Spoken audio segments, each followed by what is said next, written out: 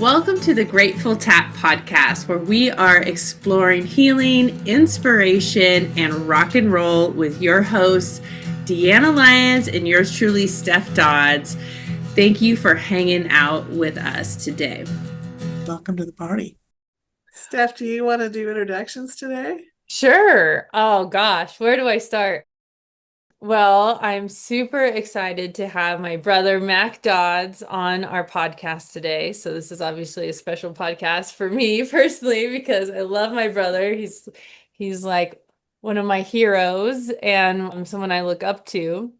And you know what I really like about hanging out with you, Mac, in like adult life is you're funny. You're funny like I'm funny. Like we have the same humor often where I'm like, that's a joke I would have made. Oh, wait, we grew up in the same house. That makes some sense. And so, Mac, I'll let you even tell your like website and how people can find you. The owner with your dear wife of Live Good Fitness and amazing personal trainer who does training in person in Martinez in California and also on Zoom everywhere. And gosh, I've just learned so much from you personally, Mac. I'm talking to you about my shoulder stuff, and like anytime I have something physical, I know I can call my brother, and he's a wealth of knowledge. So, Oh, thank you.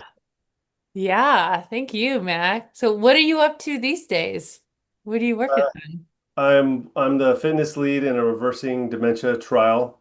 So it's a trial where they're using functional medicine to see if they can reverse Alzheimer's and dementia and people who are starting to get dementia symptoms and things like that, trying to use exercise and lifestyle changes to help reverse that or stop that or slow that down a whole bunch so that your quality of life is a lot higher going forward. And it's the individual's quality of life and then also the caregiver, the person who also is helping with them. So I get to be a big part of that, which is really fun because I get to see the impact of exercise. There's also nutrition and sleep and positive coaching and other things that go along with it to help people, get the most out of it. But it's fun to see and get to do the exercise part with people who often haven't done it, and some people have done it, but there's different benefits from different types of exercise. And that's really what I try to, you get brain benefits, different kinds of brain benefits from different kinds of exercise. So it's not just doing exercise, it's doing different types of exercise to kind of get the benefit out of each one so that you're not missing anything. So that's fun. That's kind of what the big emphasis of what I'm doing now is trying to help people get all those elements in so they're not missing anything and getting the best health outcome they can physically and psychologically or cognitively. That's really exciting, Mac. And it's a study that you're doing with a university or a functional medicine group or Yeah, it's I get to be I worked with some doctors who are functional medicine doctors, and there was a pre-trial about 4 years ago, and that was really successful. So then they got the funding for a deeper trial. And that first one was through UCSF in San Francisco. And I believe the second one is partly funded by them and another group called Evanthea. And so I got called back and got to do that. So now it's a bigger scale. I'm basically get to work with other trainers who are working with the mildly cognitively impaired at their specific sites and just problem solving how we're getting them to exercise and doing the right types of exercise. And this person's got a hip replacement and a bad foot, and how can we get them to do the high intensity exercise? Because that can be a buzzword that sounds scary to most people. High intensity exercise. It's like, I don't do high intensity, I don't, but it's all relative to the person. And so those are that's the fun part that I get to do in it. So if you start to have a little bit of cognitive decline, I think we all know someone with a little bit of like that starting point, that there's something you can actually proactively do. Like if someone was Yeah, new absolutely. to you and they're just like, if you had your like, oh no, I'm starting to feel this way, what would you be like? Okay, try to work out, breathe for 20 minutes a day or walk, or is there any like little like even though you don't know the whole study or the whole thing yet, what would you have someone start doing? I would start tracking your symptoms and ask you, like, is this apparent? Or, what are you noticing about me? I'm kind of feeling like I'm forgetful about things, or and just kind of get a perspective on that. There's a lot of normal cognitive things that you might notice that are completely normal and part of normal healthy aging that aren't something that you need to see a doctor for or anything like that.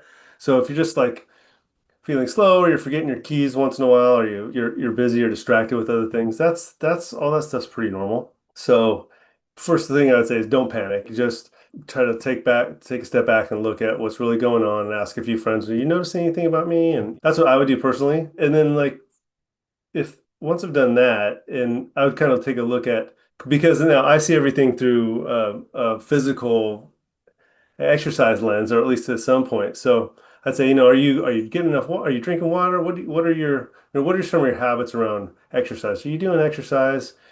Are you doing, yes, I walk. I walk every morning for 3 miles. Okay, great. That's a great start. How long does that take you? And so I can get an idea of what kind of exercise somebody's doing there. So that would be an example of, let's say somebody says, I'm walking for 20 minutes every morning.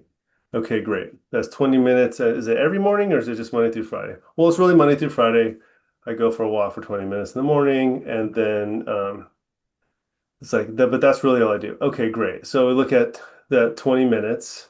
That fits into the aerobic category. So that helps you, doesn't really help build any strength or anything like that in your upper body or the big muscles in your legs, but it has a good circulatory benefit. You get fresh air.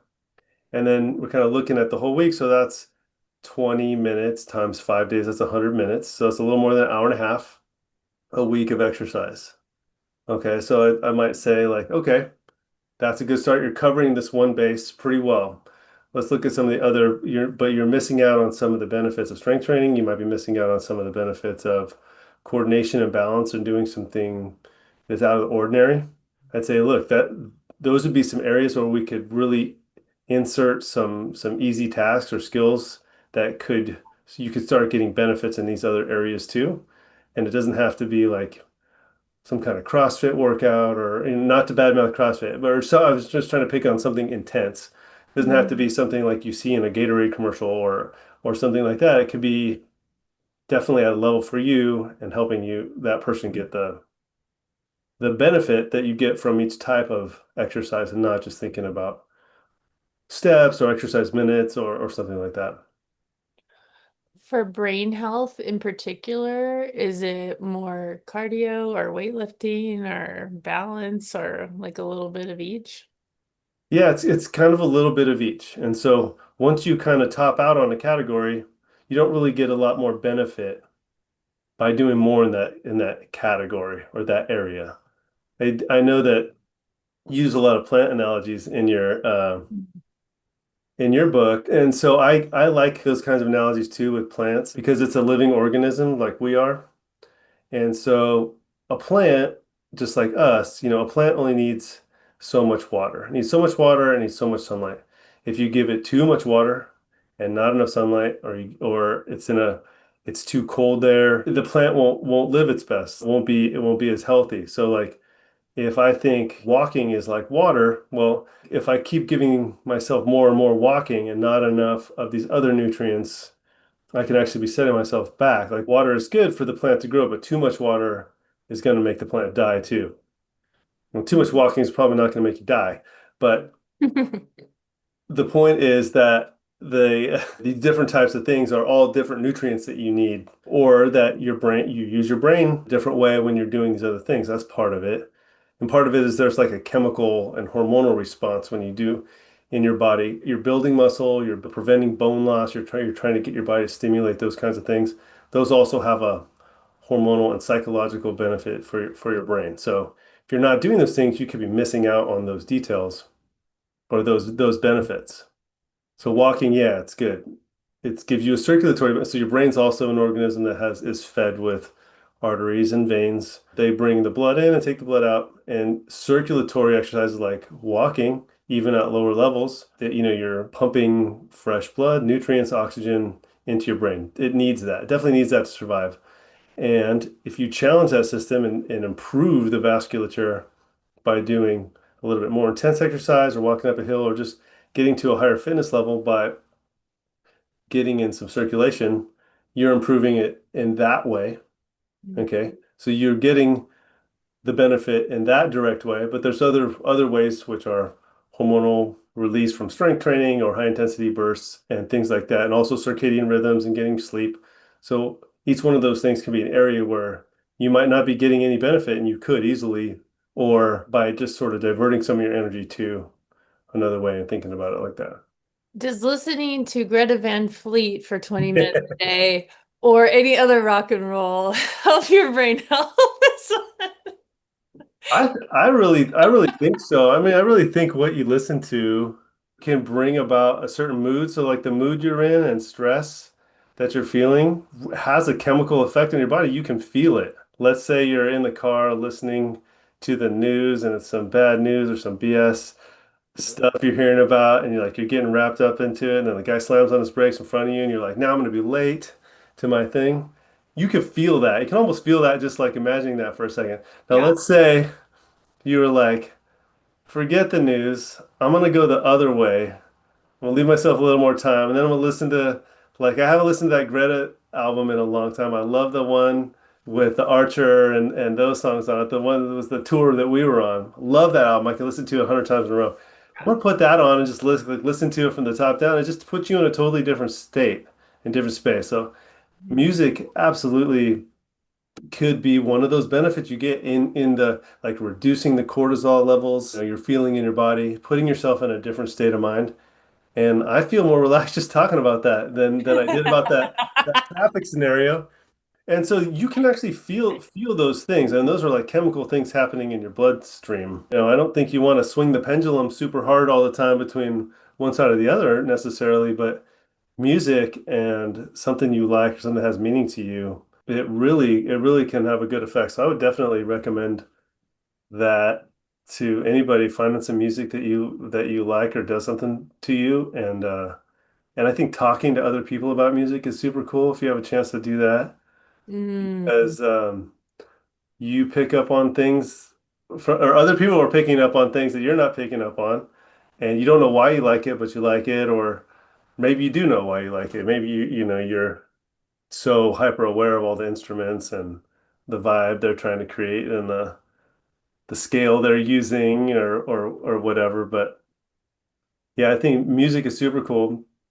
Like just doing the dishes the other night, I was like, this is boring. I was like, why don't I put on my headphones, listen to some music, and then all these songs come up, and I'm like, oh, I can't decide what to listen to. So I was like, I'm just gonna pick something, and then some stuff came on that I hadn't heard in a long time, like some really old Chicago blues, and I just got really into it, and I was like, man, this is like so good, and it just takes you to a different place. So I think at least me, I mean, I know that's true for a lot of people, but music is definitely there.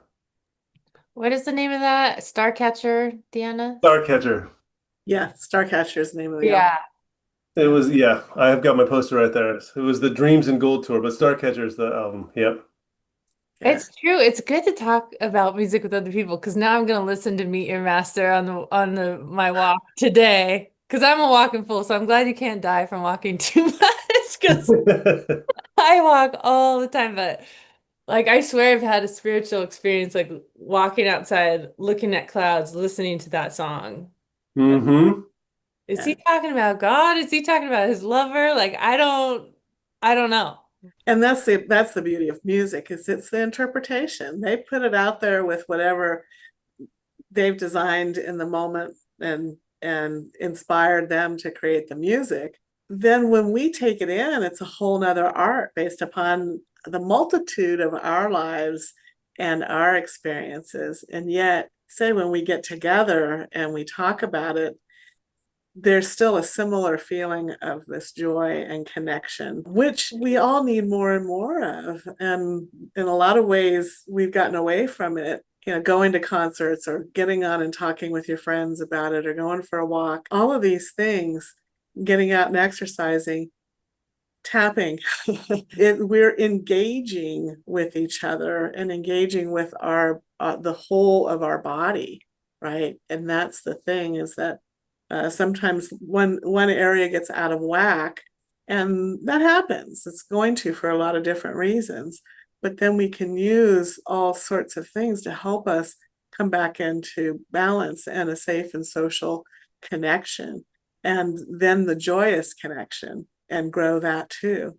I think that's a bit of what we're all doing in our own ways, right? A little bit here and a little bit there, and it adds up. Yeah, it's super cool. Like in music, like I was kite surfing the other day, and so kite surfing is a cool sport. The reason I bring it up is like you're kind of out there by yourself on the water, and it's fun. It's really peaceful, but it's peaceful and it's quiet, and that's great. But sometimes like you want to get into sort of a flow. So I've tried so many different ways, and I've lost so many pairs of headphones, having like a wire from my phone to my ears, and then you crash and the headphones fall off and they're gone. Because I like having music out there so much, it just feels like everything just flows better. It's really like a flow. You're getting into certain moods. Sometimes some songs come on that don't really fit the environment when you have it on random. But so there's that part too. It's like, oh, okay. Beastie Boy. I wasn't really feeling Beastie Boys right now, but okay. But so now I have it. I just have it inside my phone pouch, like a waterproof pouch on my phone, and it's just playing on the loudest speaker it can, and it just plays through my wetsuit, and I can hear it out there, and that really is just a cool thing to have out there. And the last time I was out there, the Meet Your Master song came on, and I totally thought of Steph. 100%. I was like, Stephanie's thinking about me right now, and it was just cool. I was like, oh, I wish she could like see that I am doing this right now. And it was cool. It made me think of you, and it was a cool memory. It's a song we both like. So yeah, so this is an old little side story about that.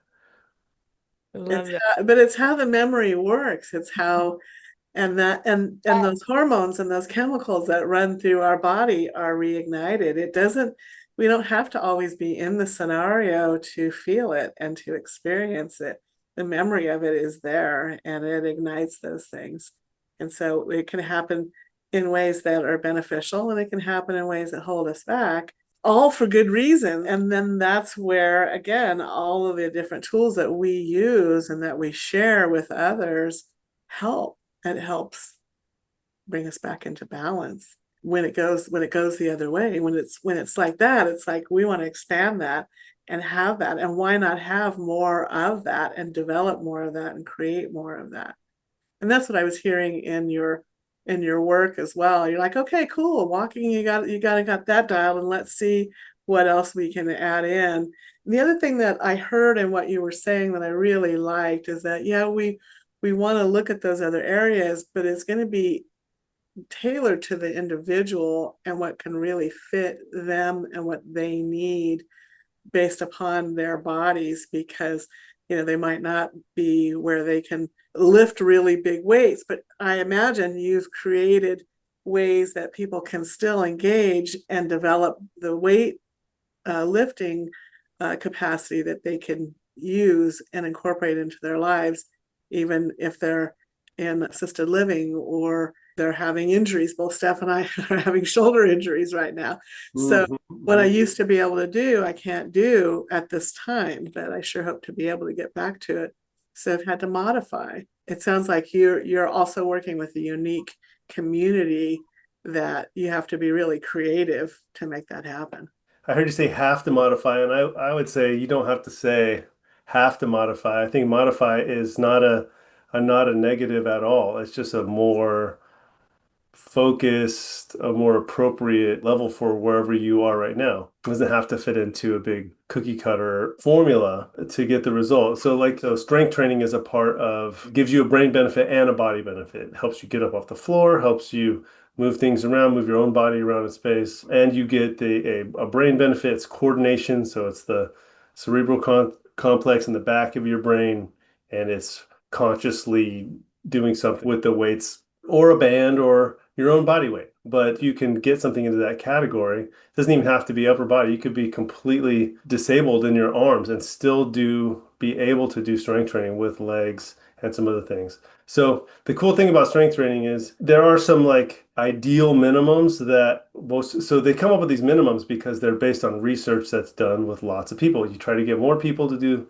research because you get a bigger number and it really reflects what's going on in reality better with people. So that's kind of how these studies start. What they don't take into account, or it's impossible almost to take into account, is that if you like, I take somebody who can't exercise or hasn't lifted a weight or done anything like that style in a long time.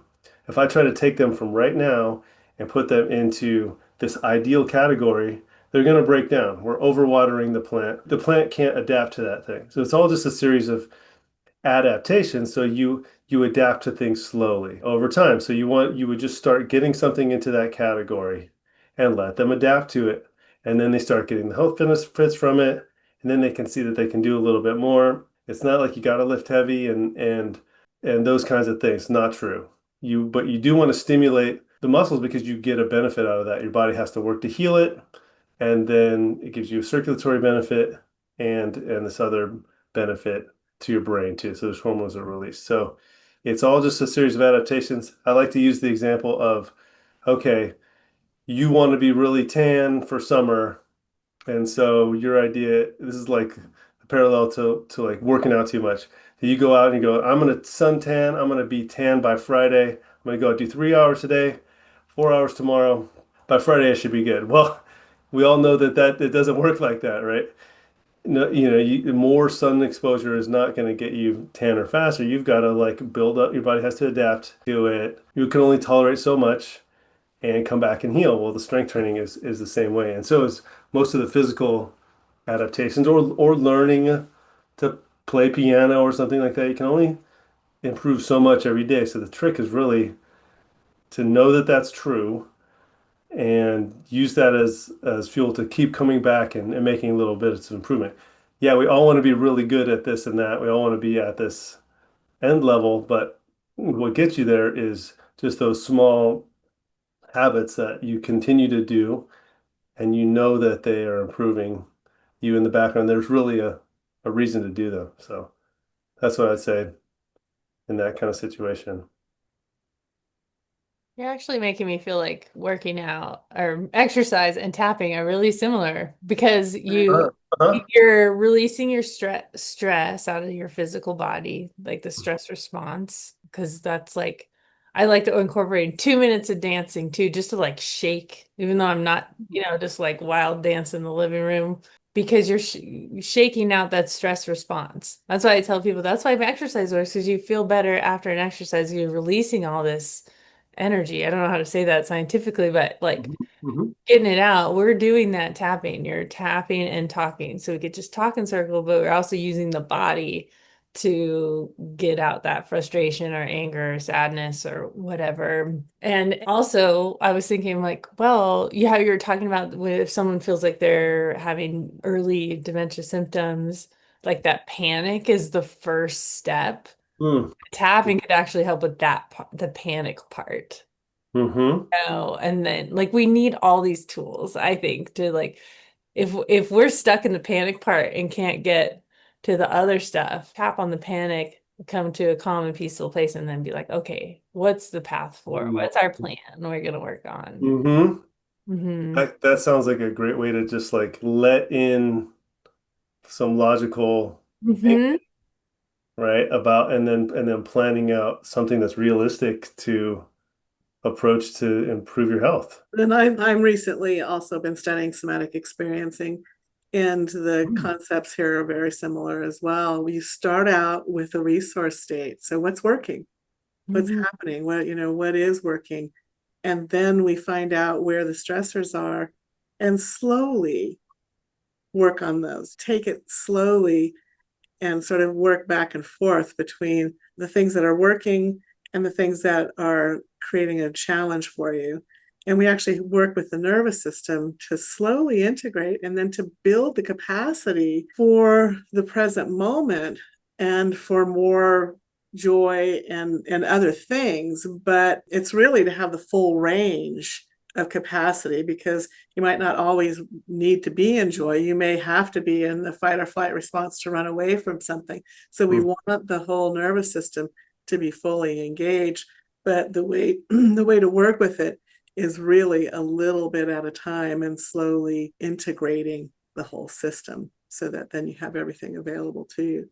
So once again, they're all just cool different systems in different ways to work with the mind, body, and soul and bring it around. I also want to bring our conversation to one of your hobbies, Mac, and we're the benefits of that.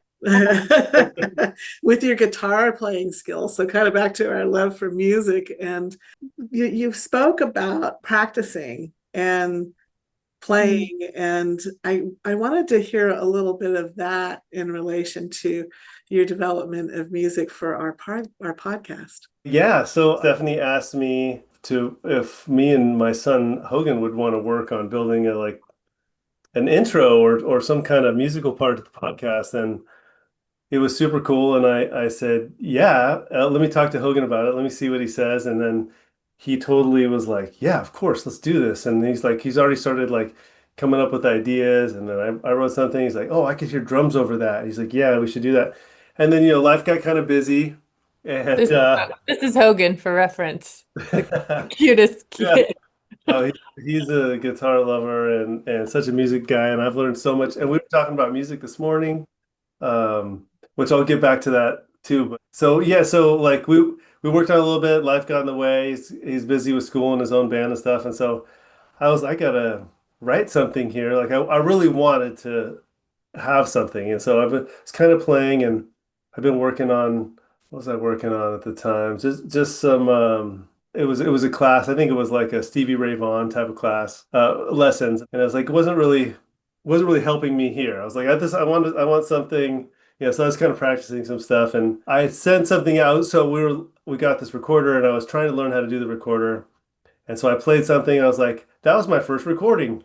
That doesn't sound terrible, really. I was like, I like the sound, but it was kind of meandering and stuff. And then I sent it in, and Steffi's like, I like it. I was like, okay, good, you like it. All right, well, I guess that's cool. Let's use it. And then I was listening to it. I was like, I like it, but I don't love it, and so I was like, I kind of want to do something else that fits a little bit more. And we were talking about the acoustic, like the logo is acoustic, and I'm like, yeah, it doesn't fit. And Hogan was like, yeah, it doesn't really fit, does it? I was like, okay. So I started playing some more. I was like, oh, wow, I was working on my rhythm. I don't think my rhythm was as good as I wanted it to be. So then I had been working on it, and then I was just sort of playing in the garage, and I was like, oh, this is starting to sound actually kind of good. And then I was like, this would be good for the Grateful Tap. So I was playing it, and then Tina, even my wife, was like, that sounds pretty good. And I was like, okay, cool. So I dropped everything, went in my office, and turned on my cheap phone recorder, and I played a couple songs. I was like, I'm gonna send these to Steph. I was like, I actually kind of like these.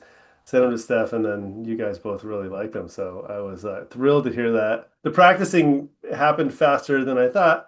I didn't really see the progress at the time, but then when I tried to make something, I was like, oh, that actually served sort of the goal I wanted. So it definitely has. We love it.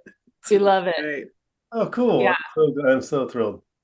And I love that we have a music family. Even though I don't play any music, I feel like the music was deep in the family and it just came out again. Our grandmother was a piano teacher, and now I don't have my own kids, but I've never been so proud in my life as when I saw Hogan play War Pigs on the stage for his band.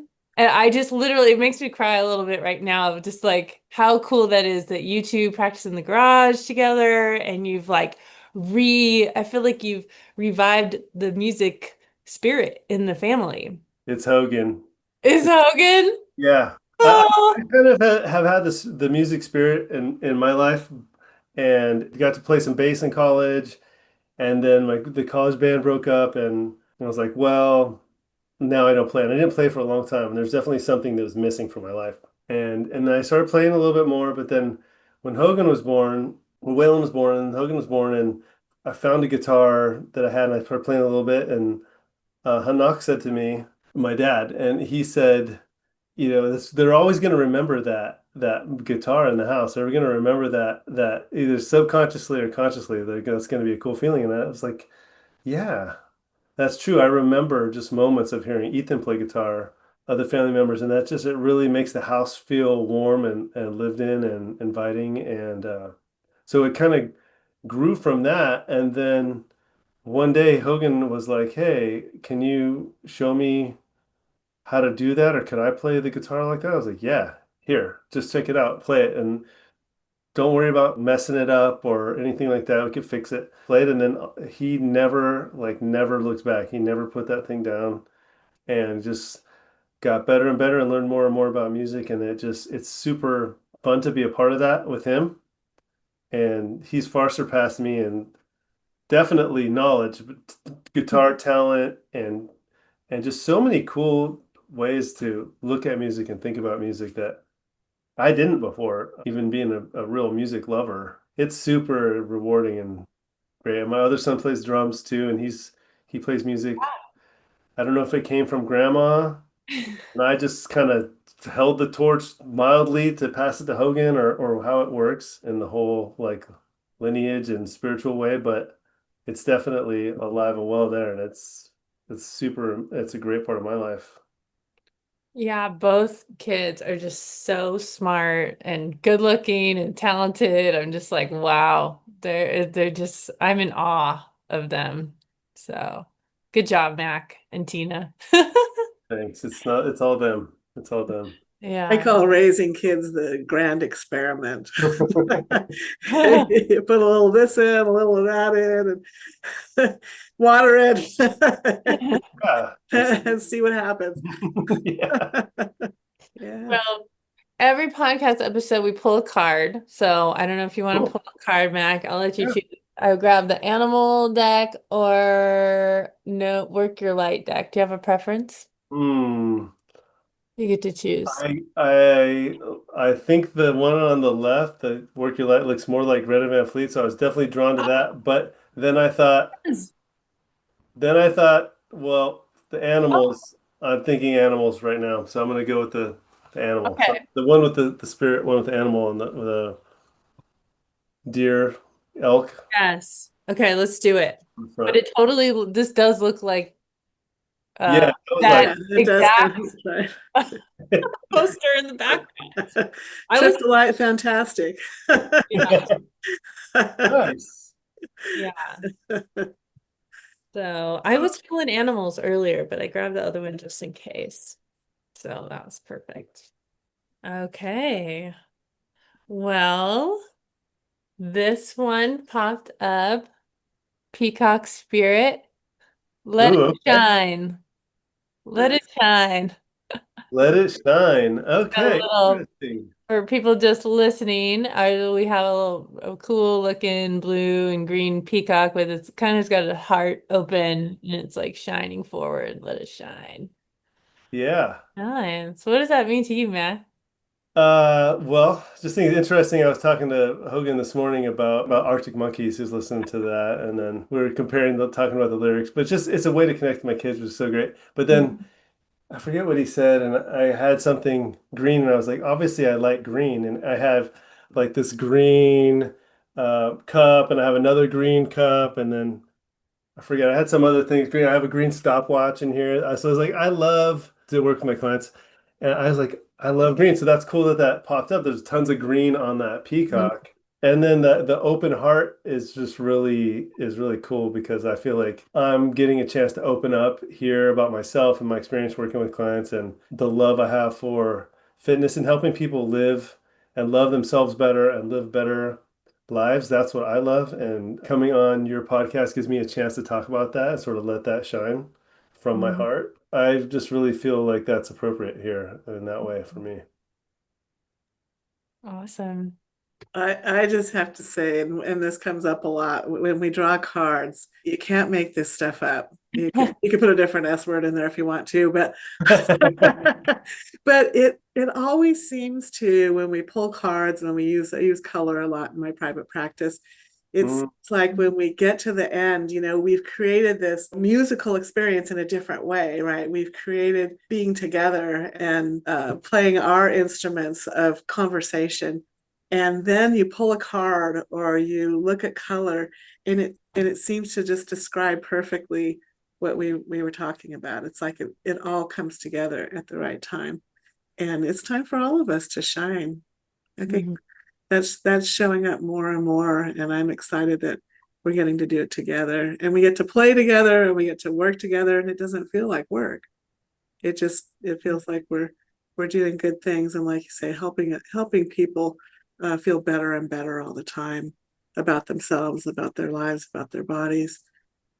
I mean, what Mhm. could be better than that? Yeah, absolutely. Yeah, I get that too with this card of that, like letting it shine, like she really showing yourself. And I think these practices, like if I've done my tapping, I've done my workout, I feel like I can be more of myself. That layer of stress is gone where I can shine more. Like some certain things I think can hold us back from shining. So when we do our self-care, we can shine from a more authentic place instead of like, oh, I better share my voice even though I'm not ready. It's like it helps us get out of our own way to really shine.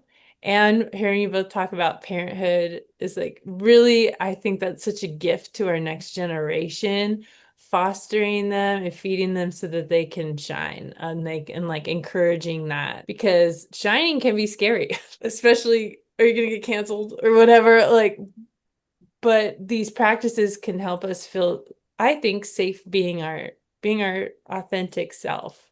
And I just saw this study that we're saying, I don't know if it's a study or what it was, but it was saying we used to think that love was the highest vibration, but now there's a new thing saying being authentic and authentically sharing from your heart is like the highest vibration. So that's kind of what I get from that. The peacock. Show your tail feathers. Show those tail feathers. Yeah, I saw the like heart really in the front and the green background, and then I was like, oh, it's kind of like a Superman. The audience can't see the picture, but there's the heart. It's like a gold heart, and it's really just kind of popping out of the Mm. peacock's chest there. So, Deanna, I don't know if we have time. I think we might need to wrap it up soon, but should we look in the color book for that green? It's Oh kind of the yeah, same green as Max Cup, too. you bet. We Yeah, can, it's like a really like lime. yeah. I really like this color and blues. I'm really attracted to blue, and I'm wearing a blue shirt. See, like when I get to the water and I see the ocean, and it's just like this blue thing out in front. It's just this like painting. It just takes up so much of your visual field. There's something about that that's just so relaxing and Mhm. um, purposeful. Well, how about this? Back to the category of I don't think you can make this stuff up. Those two colors. Oh Yeah, yeah. that's it. So what I'm looking at is from the Wisdom of the Color Mirrors by Coriani Connolly and Melissa Oh, Jolly. so Uh, neat. I've never seen that or heard that. I love this book, and I have studied a little bit of it. We'll talk more about that maybe another day. But at the end of a session, it's great to see the colors. Mhm. So let's read about it real quick. This is the bottle of communication. So the colors are royal blue and olive. This is the culmination of a difficult journey, one which began long ago. It has now come to a point where you are able to make sense of it, recognize what has taught you, and let go of the persecution you have carried from previous lifetimes. You are safe now and need no longer fear that your words will be misunderstood. Your time of being seen and not heard is over, and now you can speak your truth. Your viewpoint is valid, and whatever you wish to express will be received. Royal blue is the color of the third eye and the ability to communicate your vision. So this is the perfect time to manifest your plans. The color olive in the depths allows you to base your decisions on the feminine wisdom you hold within. Everything you touch is turning out positively at this time. Wow, that is so amazing. Wow. Let it shine. That is amazing. That Let is it so shine. crazy. Wow. Seriously. That's super powerful. That is so cool. Thanks for reading that, Deanna. Yeah, you're welcome. It's just fun, it's fun, and there's these connections, you just can't make them up. You Mhm. can't. They just happen. Yeah. Every time. Kind of like the perfect song coming on at the perfect time. Right. I wanted to just say one more thing if I can. I know we got to wrap it up soon, but I was just thinking of like things you can do as an adult to help your brain and learning an instrument or playing some music. If you already know an instrument, learning a different instrument or practicing it a little bit, coordinating your hands and a rhythm and playing music. So doing stuff with your hands, writing with cursive or playing an instrument with your hands. I don't know about wind instruments. That could possibly be like really good too. But it's just a way to keep your cognitive reserve, the extra brain cells that you don't use all the time. You can build up that. It's called the cognitive reserve. You build up extra brain matter essentially, and then you can have connections between memories that you wouldn't actually feel some other way. So practicing an instrument or learning an instrument is a great way to keep some of those skills in a non-physical way, a real physical way, and then also it's a good way to connect to other people. So social is another aspect that's super important for helping you, not age so fast, brain age. It's having a social environment. If you could kill two birds with one stone, play music with other people, something like that. The takeaway, maybe you could get some benefit out of that if you're somebody listening. And then I had a question about tapping, if you have time, we may not, but tapping just seems like a really interesting, cool way to get into the subconscious mind about seeing exercise and activity as something that's truly beneficial to you and not something that's like a willpower thing that you've got to do even though you don't like it. I think there's something to the fact or the behind living or truly like wanting to do something because you deeply believe that it's good for you in there. It's not a negative, it's a pain or something you have to do because you don't like it, but getting to a point where you're doing something positive for yourself so you actually want to do it, whether you can do it right at that moment or not. It just seems like tapping would be such a cool way to kind of get past that conscious mind barrier of like I don't like this to into the subconscious of like this is something I can do and I do it to take care of myself. Totally. 1,000%. Yeah. A Because the resistance, right? That's where tapping is one of the best. I mean, it works on a lot of different things, but Mhm. when you can tap on the resistance and we don't avoid it, we honor there's a resistance there. So let's explore it and uncover it. And then the best part that happens with tapping is that as practitioners, we're just holding the space, or you're holding the space for yourself, even as your own practitioner, if you're tapping by yourself. And the technology tones down that fight or flight response to whatever the resistance might be. And so then you get this more peripheral view of what's going on to release whatever might be underneath that resistance. Mm, That all of a sudden you have new ideas and can develop new beliefs around it and can shed the old ones if they no longer serve you. mm, If they still do, then there might be something else there that's really important to look at and go deeper. That's where it's good to work with a practitioner and go in a little bit deeper. But yeah, it's totally what we can do. 1,000%. And what I love the most about tapping, I think, is it takes the shame out of it. Like, oh, maybe I have all this resistance to exercise. Maybe that resistance has been serving me in a way. Maybe that's been protecting me. Maybe my body's faithfully serving me by having that resistance, right? Like if I went to go to the gym and overdo it right now on my shoulder, maybe that fear of protecting my shoulder is really helping me. So we're honoring it and acknowledging it and then moving through it. So it's just the ultimate get out of your own way. And I'm in the process of moving my website all over to a different place, and I've been going through my weight loss course and moving the videos over. And to me, it's not about weight loss. It's about like your relationship with your body and yourself. But it was like, this is good stuff, because it's just honoring all the parts that, yeah, are faithfully serving you. Like, oh, there's a part of me that doesn't want to get up right now. I want to honor that part, or I want to, Yeah.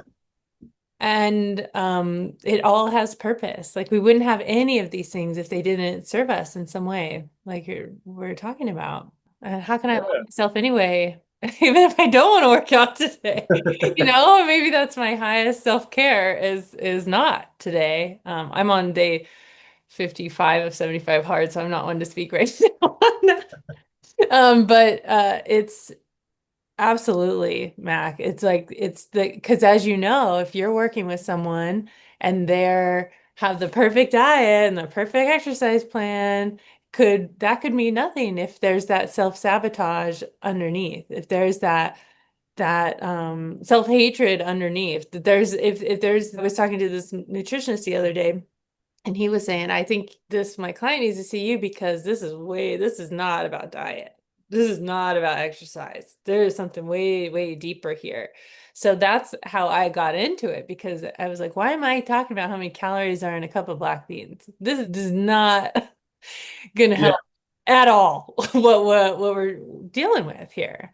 Absolutely. So that's a big part of, making positive physical changes, getting out of the way. Maybe that part's not serving them anymore. They had an injury that's no longer needs to be protected in that certain way, and they have an aversion to doing that. Or even if it's completely healed, it can still hurt. That pain can still be there, even if it's not necessarily even real. Yes. And I'm not saying I know how to fix all that, but it's just like those things are there in the background. They're in the deepest subconscious of your mind, and tapping or other ways of just self-realization can really like help someone get past that and then get into starting to take care of themselves the way they really want now. Yeah. Yeah.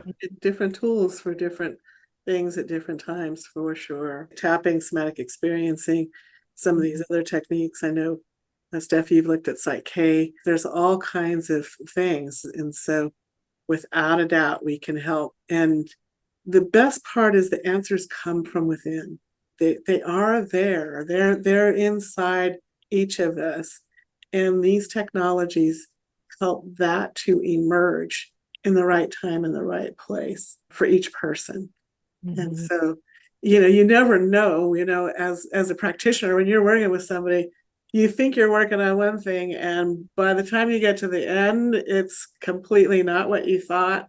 And really good reasons why people do what they do. And if we can help them see that maybe that was buried in some past that's now no longer true in the present. Super cool to watch people blossom. It's so cool. Yeah. So fun. Rewarding. Yeah. Well, Mac, it has been an absolute joy.